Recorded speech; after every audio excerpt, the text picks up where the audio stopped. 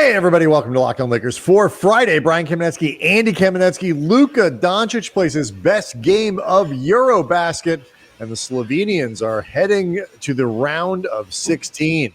That's next.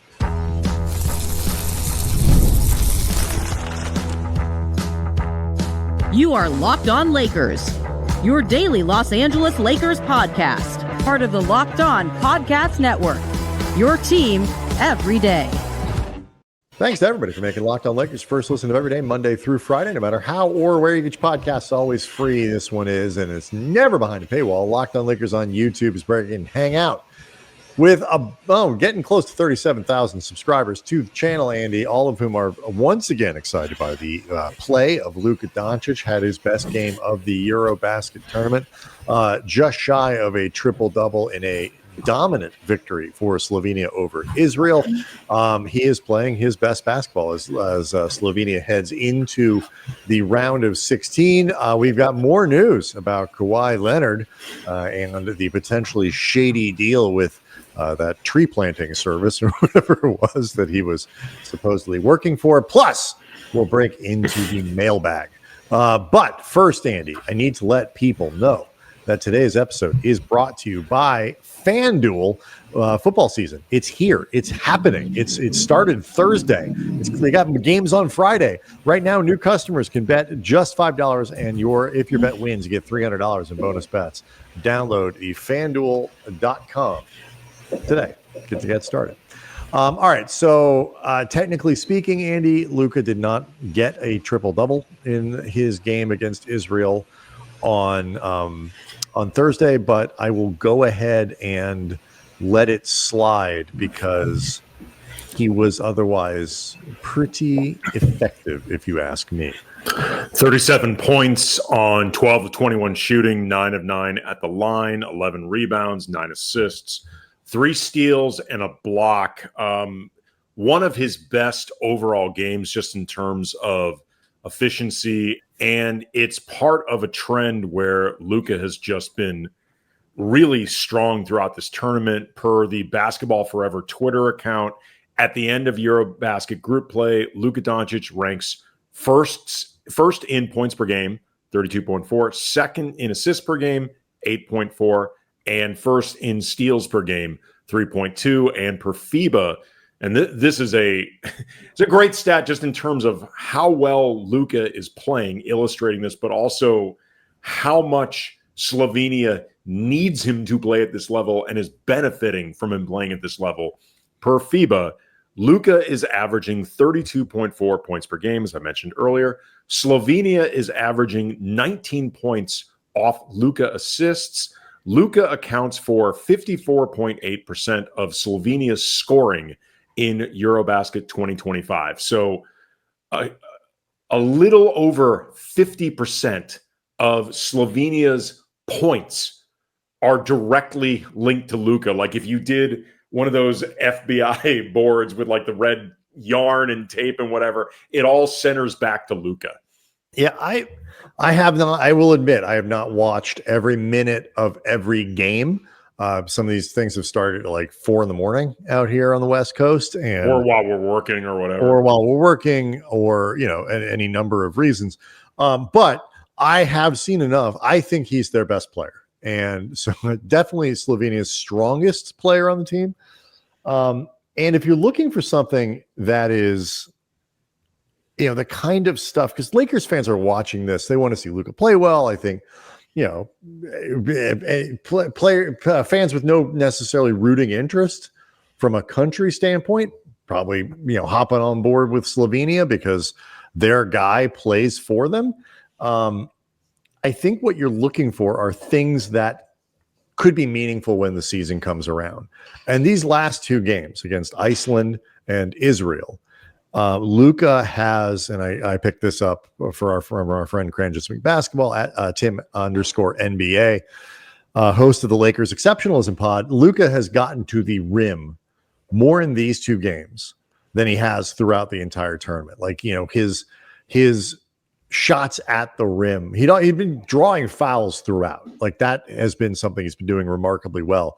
But in these last 2 games, the number of shots that he's gotten at the rim has really increased. And so that is the thing that I've been looking for through the entire tournament, is just how easily does he get into the paint? How effectively does he either draw fouls or finish through fouls once he gets there? Because if there has been sort of a criticism of Luka, or a wondering if, like, is the weight an issue? Is fitness is like, it's because year after year after year after year, his percentage of shots at the rim declines.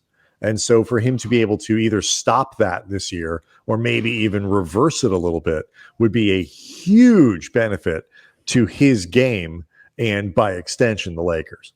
I also have mentioned a lot throughout Luka's performance in Eurobasket, like the biggest knock you could have against his performance offensively is that the three-point shot hasn't been falling. Heading into this game against Israel, I believe he was shooting 27.5% from behind the arc, which I have stated over and over I'm not concerned about, because that's not going to happen in the regular season. Luka's never shot below, I want to say, about 31%, 32% at the absolute lowest. He is not, I think, as effective or efficient a three-point shooter, as accurate a three-point shooter as I think sometimes people think or assume, just because that step back when it's rolling can be deadly. But the truth is, he has been, for the percentages, kind of a league average three-point shooter, about 35%. I realize some of the shots may be harder than for other shooters because Luka's always going to draw more attention, yada, yada, but it's never been the biggest part of his game. That being said, against Israel, 4 of 11, almost 37% from the arc, that will absolutely get her done. And even in a game like this where he had 7 turnovers, which is more than you want, Slovenia had 28 assists in this game. Luka had 9 of them. So he accounted for a third of the playmaking in this game statistically. There is just disproportionately so much on Luka's shoulders and back in this game, carrying Slovenia.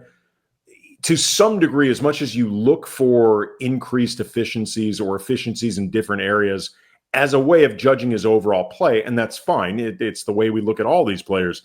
The context of Luka is getting so little help along those lines.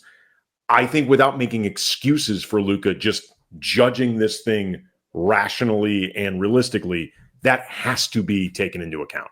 I mean, I look at this too. It's, Israel is led by Denny Avia, who is has turned into a very good NBA player.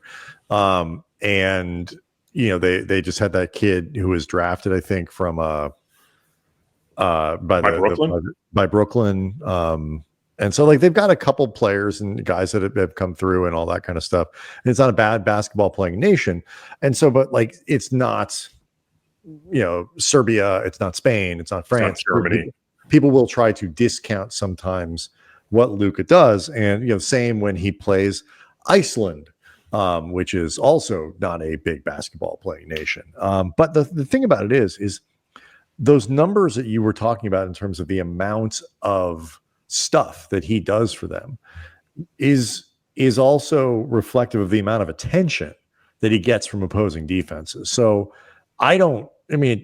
obviously if you're playing, the Thunder or, the Magic or, really top defensive teams in the NBA, and they throw that much attention at you, okay, it's a different deal than when the Israeli national team does it. But it also doesn't happen that way in the NBA, where,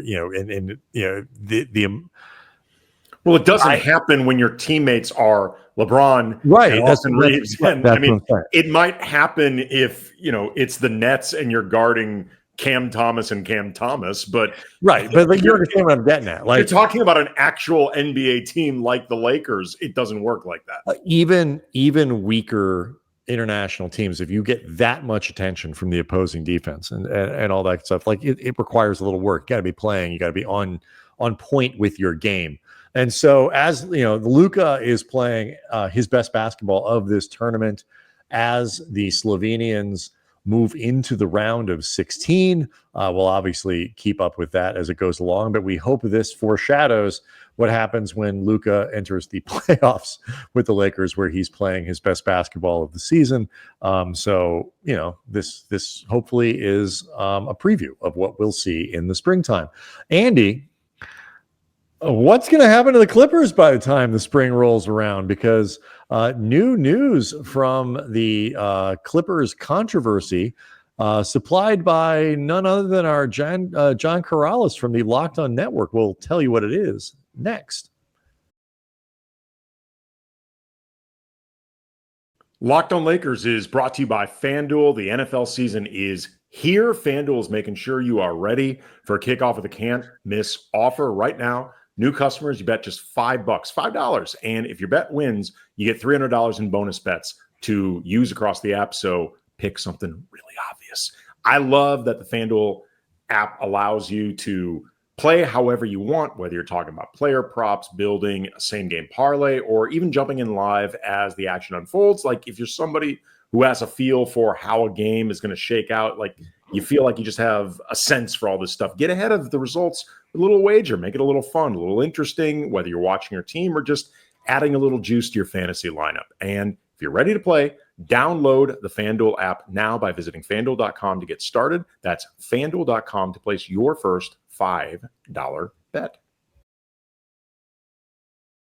So we, Andy, spoke at length. We spent the whole show on the news that broke on Wednesday, I should say, from the Pablo Torre Finds Out podcast, which is a Meadowlark property it's licensed now and pops up on The Athletic, about a potentially shady and cap illegal deal that was created in Los Angeles by for Kawhi Leonard, potentially with Steve Ballmer, whether it's his blessing or knowledge or willful blindness or his money, or his money. Let's right. make it very clear. His money. Right. It was what was described by Pablo was a 4 years, $28 million endorsement deal with a company called Aspiration, which was a big sponsor of the Clippers. And you ran into some trouble, Andy, the guy running it, a bit shady. But this was an endorsement deal that was apparently not insistent on actual endorsing happening. So it is believed through the reporting that Pablo is making that essentially what this amounts to, and this came from sources inside Aspiration, that it was an endorsement deal designed to circumvent the cap. As you mentioned, Andy, Steve Ballmer was a major investor in Aspiration. And as it turns out, there is additional reporting that indicates perhaps that this deal with Kawhi Leonard might have even been richer than what was reported on Wednesday.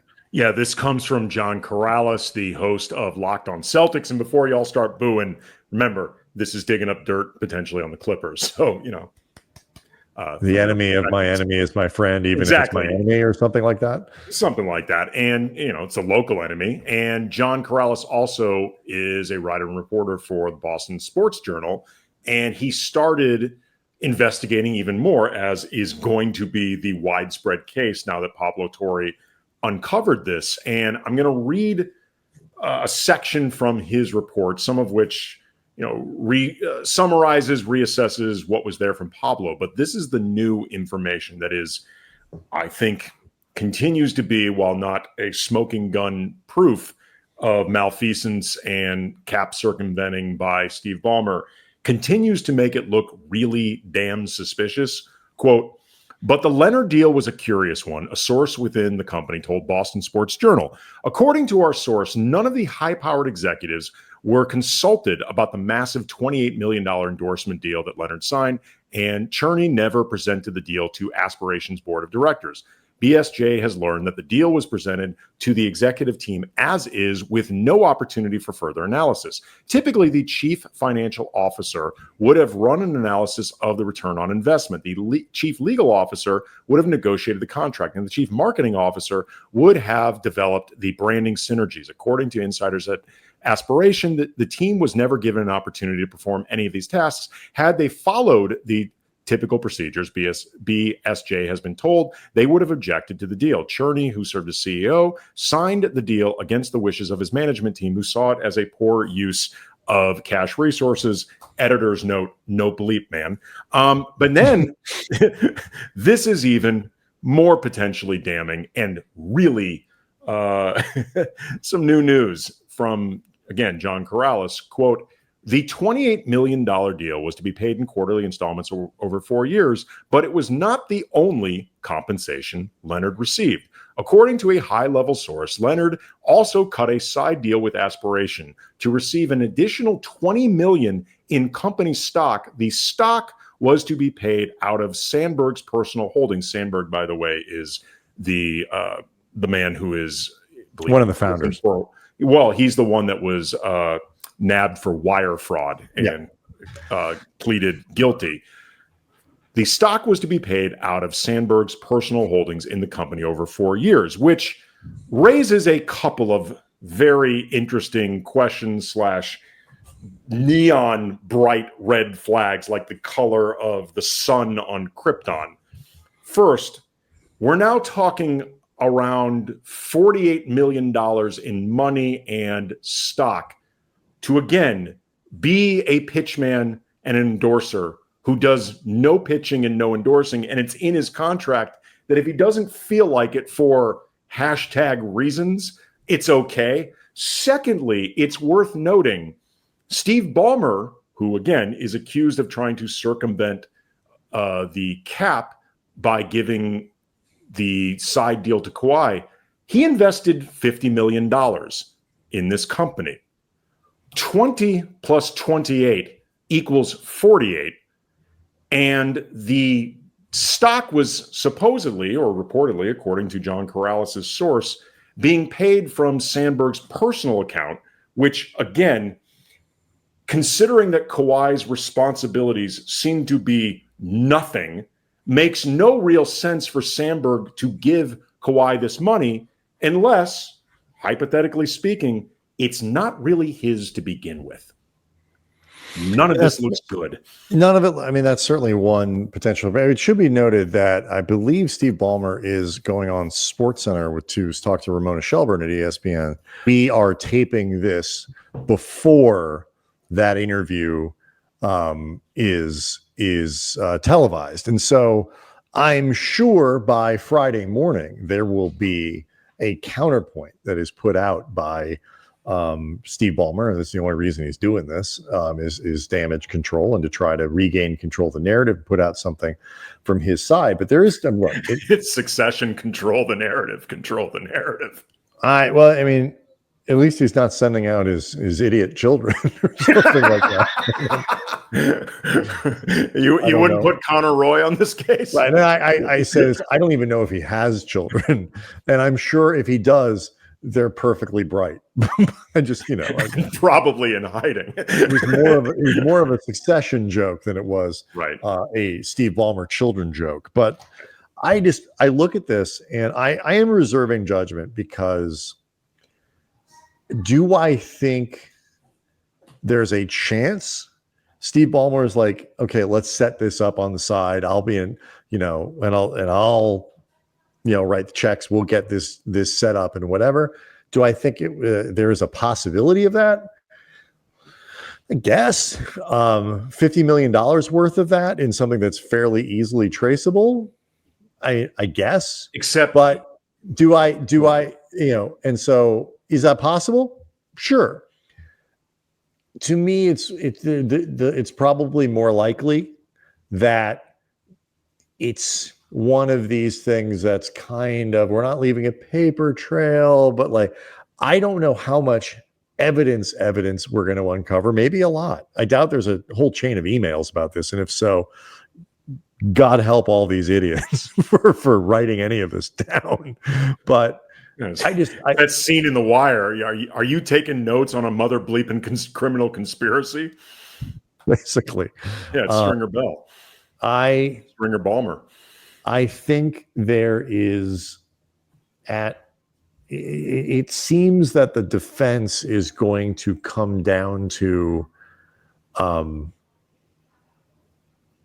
some level of ignorance that you either have to believe or you don't believe. This is not what we did. We're not responsible for what they do with their sponsorships. We don't get involved in the day-to-day of what this company was doing. The guy who ran it was obviously a crook, which, by the way, he was. Yes. Left the Clippers holding the bag.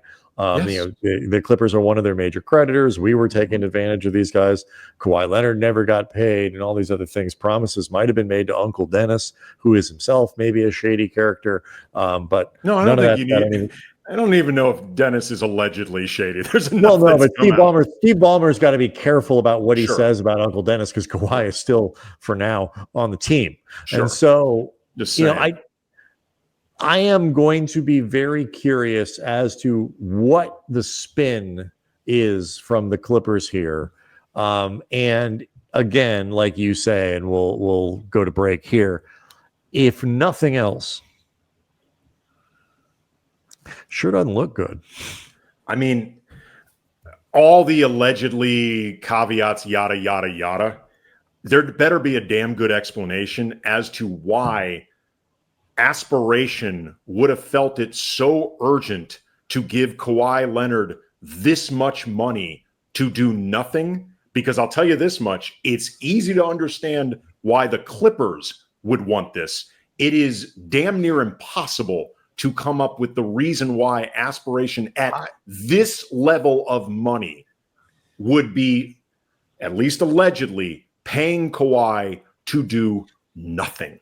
And as much as it was last thing that I think is important, because I haven't heard this brought up a lot, there's no question that they were a sham company and they're scammers. And if you're asking me if I believe Steve Ballmer got scammed, I think quite possibly. However, that actually has nothing to do with what he is accused of.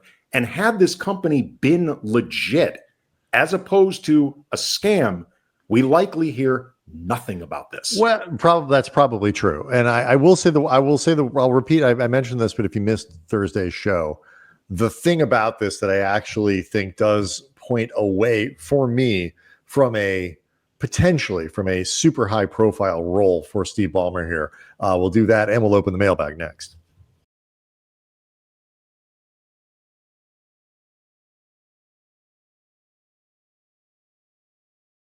So get to the mailbag real quick here, but I will say, just Steve Ballmer is not an idiot. I think that he's aggressive. I think he's shown he would cut corners as the Clippers owner, and is super competitive, trying desperately to win. Is in a lot of ways what you would want from an owner in terms of constantly going for it, built an arena, all that kind of stuff. If I were directly involved in something like this, and the one thing I would demand, were I Steve Ballmer, is that Kawhi Leonard get out there and endorse something. Like, you got to put out some tweets, stand there and, use, stock images of Kawhi, doing stuff or whatever with the, aspiration name under it or whatever. Put up some billboards. Don't make Kawhi do anything. But if I'm going to do this thing and we're going to funnel some money in a way that if we get caught, the NBA is going to, at minimum, take away 3, 4, 5 first-round draft picks, void Kawhi's contract, ruin our salary cap thing, and basically make us a toxic waste dump for the next, half decade at least. If we're going to do that, then you're going to make sure that Kawhi endorses something. And it could be the simplest stuff. I mean, that would be me. Were I in charge of this scheme? And it's to some degree the fact that there is no, role for Kawhi here, and Ballmer seems to have, at least in one interpretation of this, bankrolled this side money. But the flip side is, like you say, had the company not gone under because the guy, as turns out, was a crook, had that not happened, we might not know about any of these things. So it's possible that Steve Ballmer simply thought he was dealing with more legitimate business people than he was. Because, like, you mentioned yesterday, I hadn't known this, but that the aspiration was the original. They were. I had that incorrect, by the way. They were a big sponsor. They were not. They were a big sponsor of the team. Yeah, they were not naming rights. Okay. I misspoke there, but I was not incorrect that they were a big sponsor. Yeah, they were a big sponsor of the team, and look, they may have come in aggressively. They didn't look at the books. It's a socially responsible, was intended to be a socially responsible company that which Steve Ballmer, to his credit, has a track record of caring about, of endorsing and caring about. And while I think he was into that company for $50 million or whatever, sounds like a lot to you and me. He can afford it. Like, he can make those types of. All I'm saying is he can make. Also, sounds like the exact amount of money that Kawhi was getting allegedly promised. All I'm saying is Steve Ballmer can make investments into companies that he wants to see succeed, even if he doesn't really feel like he needs a return other than a power forward. We will continue to follow this with everyone else, but the circumstantial evidence and allegations look bad. They just do. It seems like you're going, they may have to fall on the ignorance and incompetence sword here in ways that are, at the very least, could be a little embarrassing for Clippers management. Let's get into the mailbag, because we spoke earlier in the show about Luka and a dominant performance. I want to get into this. We may not even finish the conversation, but this comes from Tomas. And this is from the YouTube page, I believe. If Mark Walter decided to fire Rob Pelinka today and hire both of you to replace him tomorrow, sweet. I'm getting so much swag. The first thing I do is fill in my office. I mean, Mark Walter, if you're listening, I promise we will work our asses off. Work very hard. You will never find two guys who will put more hours and sweat and care into this. Really, truly. What path is more in line with your vision for the team? Find a second superstar to put next to Luka and fill out the rest of the roster as best as possible, or B, keep Luka as the only true superstar and split up the salary cap on star in your role type players. To me, it depends a lot on who that second star is. I have made this point repeatedly, and I think it's really important.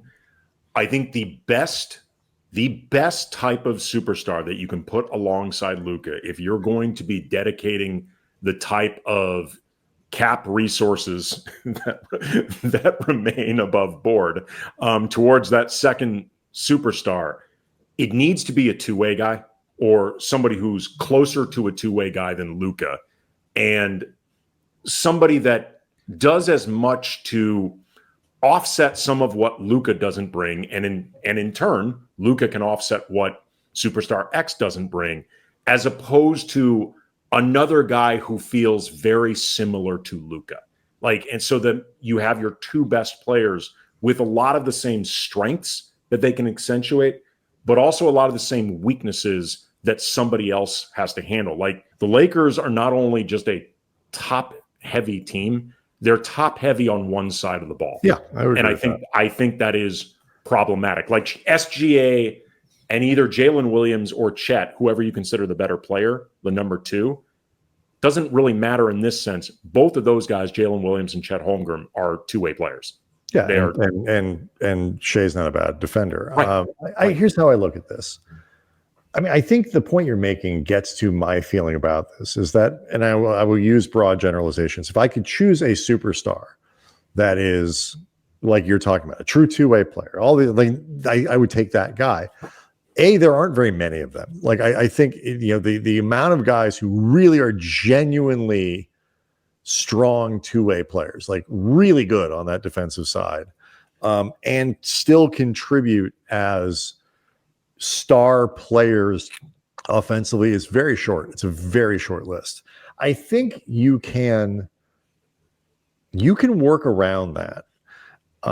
If you have, I think positionally a player that complements Luka, the sort of a problem with Luka and LeBron are a little bit redundant, but there are stars that you can put together. You play with, Kyrie, and that looked great. Just positionally, it's a little bit different. The floor balance in terms of to figure out defense is a little bit different. You can create, Dallas showed a very good defense with two guys who are not going to make the All NBA team. Kyrie can be a capable defender sometimes, but that's not what he's known for. So it can be done.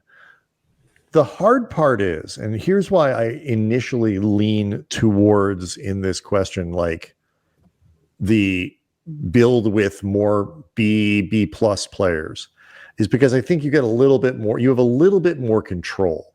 Sure.